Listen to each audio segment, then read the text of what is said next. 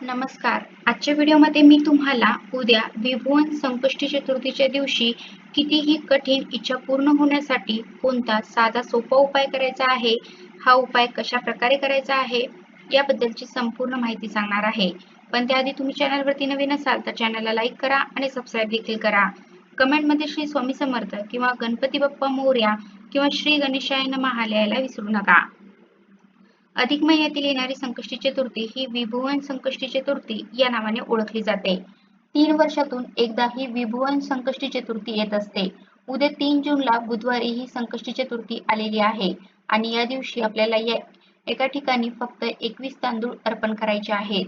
आपली जी काही इच्छा आहे तर ती गणपती बाप्पांच्या कृपेने लवकरच पूर्ण होईल. कोणतीही आणि कितीही कठीण इच्छा पूर्ण होण्यासाठी हा अत्यंत साधा सोपा उपाय आपल्याला उद्या विभुवन संकष्टी चतुर्थीच्या दिवशी करायचा आहे. हा उपाय कशा प्रकारे करायचा आहे याची संपूर्ण माहिती आपण आजच्या या व्हिडिओमध्ये पाहणार आहोत. गणपती बाप्पा हे सुखकर्ता आहेत, दुःखहर्ता आहेत, विद्येची देवता आहेत, त्याचप्रमाणे ते बुद्धिदाता सुद्धा आहेत. आपल्या घरामध्ये बऱ्याच वेळेला बऱ्याचशा समस्या असतात. काही आर्थिक समस्या असतात, जसे की घरामध्ये पैसा येत नाही, पैसा आला तर तो टिकत नाही किंवा वायफळ खर्च वाढत आहे. घरामध्ये सतत कोणी ना कोणी आजारी आहे. दवाखान्यासाठी पैसा खूप खर्च होत आहे. आजारपण काही केल्या कमी होत नाही. घरामध्ये किरकिर, कटकट ज्या आहेत तर त्या वाढत आहेत. कलह, मतभेद जे आहेत तर ते काही केल्या कमी होत नाहीत. घरातील जे सदस्य आहेत तर त्यांच्यामध्ये मतभेद आहेत. एकमेकांसोबत पटत नाही. तसेच घरामध्ये मानसिक स्वास्थ्य जे आहे तर ते मिळत नाही. घरामधली जी मुले आहेत तर ते आपले ऐकत नाही. जी मुले शिक्षण घेत आहेत तर त्यांची शिक्षणामध्ये प्रगती होत नाही. हवे तसे त्यांना मार्क्स मिळत नसतील. त्यांची स्मरणशक्ती कमजोर झालेली असेल, वाचलेले लक्षात राहत नसेल. आपल्या मुलांना जीवनामध्ये कोणतीही समस्या असेल, अडचण असेल तर त्यासाठी सुद्धा आपण हा उपाय जो आहे तर तो करू शकतो. लहान मुले बऱ्याच वेळेला हट्टीपणा करतात, चिडचिडेपणा करतात. तर ह्या मुलांचा हट्टीपणा कमी व्हावा म्हणून सुद्धा आपण हा उपाय करू शकतो. आपली कोणतीही आणि कितीही कठीण इच्छा असेल तर ती इच्छा गणपती बाप्पांच्या कृपेने पूर्ण होण्यासाठी आपल्याला 21 तांदळांचा किंवा 11 तांदळाचा उपाय जो आहे तर तो नक्की आवर्जून करायचा आहे. या दिवशी आपल्याला सकाळी लवकर उठायचं आहे. यानंतर आपल्याला स्नान आटोपायचं आहे. यानंतर गणपती बाप्पांची आपल्याला पूजा करायची आहे. आता आपल्याला काय करायचं आहे तर गणपती बाप्पांची पूजा करण्या अगोदर एक दिवा लावून घ्यायचा आहे. दररोज आपण जशी पूजा करतो तशीच पूजा आपल्याला करायची आहे. पूजा आपण सेपरेट करू शकतो किंवा देवघरामध्ये जरी केली तरी सुद्धा चालेल. सर्वप्रथम तुपाचा दिवा लावून घ्यायचा. त्या दिव्याला हळदी, कुंकू, अक्षता, फूल अर्पण करून घ्यायचं. आणि यानंतर आपल्याला स्वतःला बसायला आसन घ्यायचं आहे. स्वतःला आपल्याला हळदी कुंकू लावून घ्यायचं आहे. यानंतर गणपती बाप्पांची आपल्याला विधिवत पूजा प्रथम करून घ्यायची आहे. गणपती बाप्पांची मूर्ती असेल तर त्या मूर्तीला आपल्याला एका तामणामध्ये तांदूळ ठेवून त्यावरती ठेवायचे आहे आणि पंचामृताचा किंवा दुधाचा आणि काही शक्य झालं नाही तर आपल्याला स्वच्छ पाण्याचा अभिषेक करून घ्यायचा आहे. आणि हा अभिषेक करताना ओम गण गणपतये नमः, ओम गण गणपतये नमः तर हा मंत्र म्हणत आपल्याला हा अभिषेक करायचा आहे. यानंतर ही मूर्ती आपल्याला कोरडी करायची आहे आणि जागेवरती ठेवायची आहे. त्यानंतर मूर्तीला आपल्याला हळदी कुंकू लावायचं आहे. अक्षता अर्पण करायच्या आहेत. त्यानंतर आपल्याला फुले अर्पण करायची आहेत. शक्य झालं तर लाल जास्वंदीची फुले अर्पण करायची आहेत. दुर्वा अर्पण करायचे आहेत आणि गूळ खोबऱ्याचा नैवेद्य आपल्याला ठेवायचा आहे. तर अशा प्रकारे विधिवत गणपती बाप्पांची पूजा जी आहे तर ती आपल्याला करून घ्यायची आहे. त्यानंतर देवघरातील सर्व देवांची आपल्याला पूजा करून घ्यायची आहे. आणि यानंतर दिवसभरामध्ये आपल्याला जेव्हा वेळ मिळेल तर तेव्हा आपल्याला गणपती मंदिरामध्ये जाऊन हा 11 तांदळाचा किंवा 21 तांदळाचा उपाय जो आहे तर तो करायचा आहे. आता यासाठी आपल्याला 11 तांदूळ घ्यायचे आहेत किंवा 21 तांदूळ घ्यायचे आहेत. जरी आपल्याला मंदिरामध्ये जाणे शक्य नसेल तरी आपल्याला घरीच हा उपाय करायचा आहे. परंतु शक्यतो आपल्याला मंदिरामध्ये जाऊन हा उपाय करायचा आहे.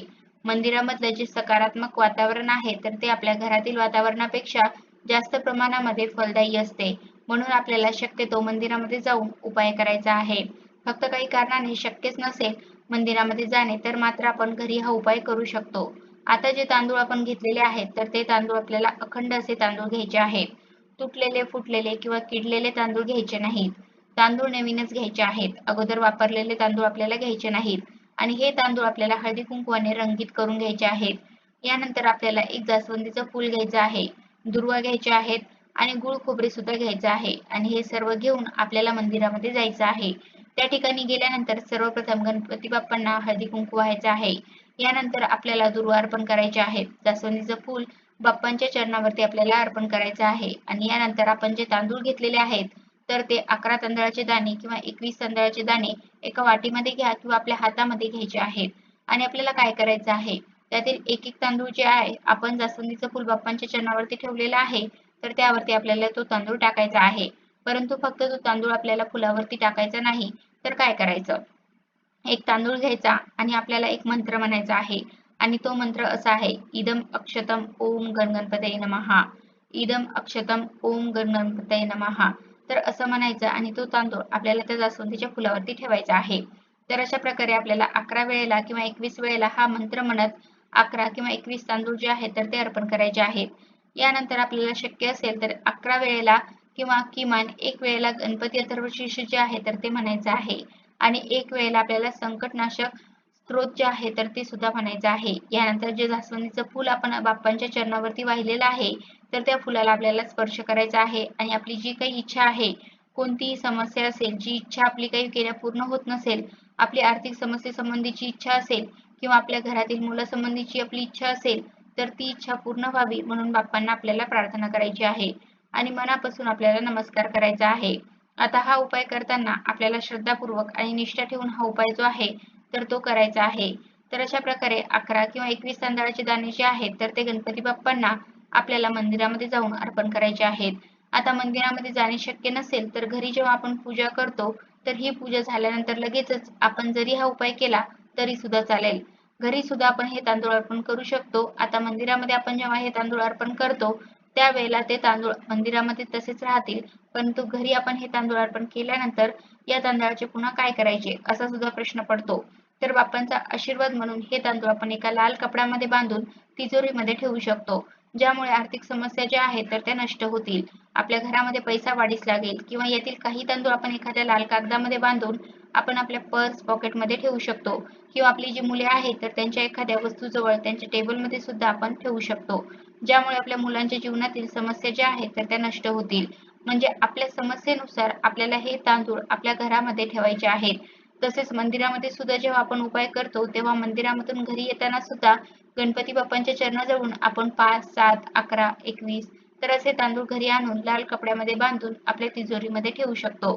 तर अशा प्रकारे आजच्या व्हिडिओमध्ये मी तुम्हाला उद्या विभुवन संकष्टी चतुर्थीच्या दिवशी कितीही कठीण इच्छा पूर्ण होण्यासाठी कोणता साधा सोपा उपाय करायचा आहे, हा उपाय कशा प्रकारे करायचा आहे याबद्दलची संपूर्ण माहिती सांगण्याचा प्रयत्न केलेला आहे.